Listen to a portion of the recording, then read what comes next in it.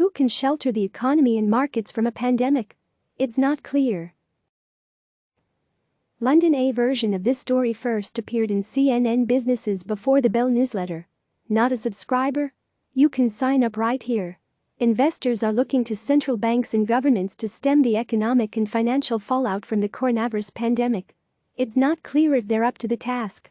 The latest: central banks moved ahead last week with emergency interest rate cuts and other measures to calm market disruptions and cushion the economic shock as much of Europe and the United States enters lockdown mode. The Federal Reserve said it would pump $1.5 trillion into financial markets. The European Central Bank pledged to ramp up bond buying. And the Bank of England slashed interest rates to an all-time low. After a slow start, governments also took up the mantle. The United Kingdom announced £30 billion, $39 billion, in tax breaks and additional spending.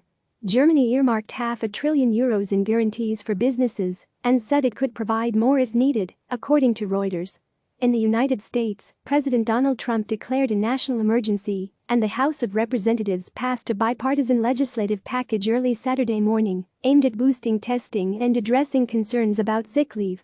But the actions, which weren't coordinated on a global scale, look unlikely to ease the panic that hangs over markets. Global stocks suffered their worst decline last week since the 2008 financial crisis, and the Dow is in a bear market despite Friday's rally. Financial conditions remain strained. Investors are waking up to the fact that central banks have limited tools to address an economic crisis after years of historically low interest rates and asset purchases. Actions by governments, meanwhile, have been announced intermittently amid fierce debate. The big problem is that any monetary and fiscal measures will take some time to kick in and won't alleviate anxiety in the meantime. Cutting taxes and interest rates will have little if any immediate impact on an economy shutting down due to escalating quarantining, Bank of America global economists Ethan Harris and Aditya Bave told clients Friday. Still to come. Central banks still have some ammunition left to fire, and they're expected to do so this week. The Federal Reserve could cut interest rates to 0% even before its meeting on Wednesday.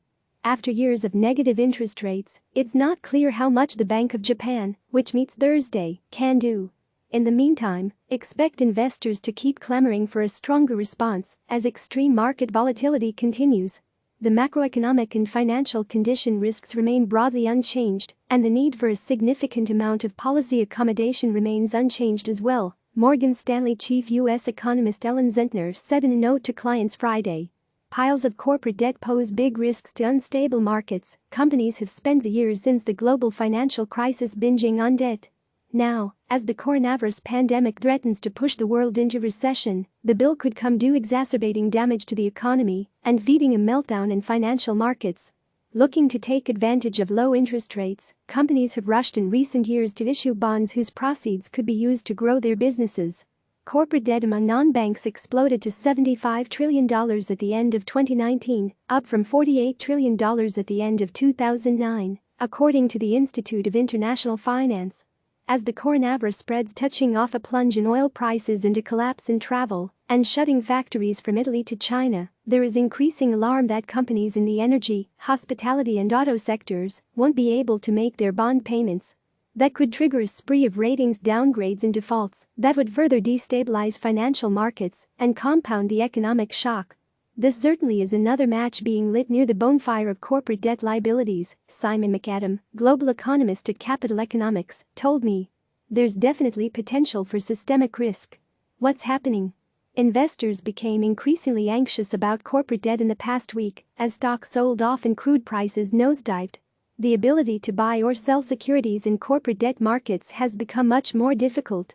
And the extra returns that investors are demanding to hold corporate debt over more stable government bonds have shot up, signaling that they're now viewed as much riskier holdings.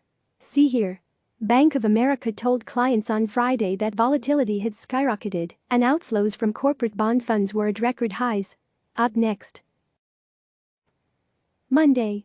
New Bank of England governor, China retail sales data Tuesday. U.S. retail sales, Germany economic sentiment, FedEx, FDX, earnings Wednesday. Federal Reserve interest rate decision, U.S. housing starts and building permits, General Mills, Guess, and Tailored Brands, TLRD, earnings Thursday. Bank of Japan interest rate decision, Darden Restaurants, Dry, and CrowdStrike, CRWD, earnings Friday. U.S. existing home sales, Tiffany & Company, TIFF, earnings. Click subscribe to receive the latest news.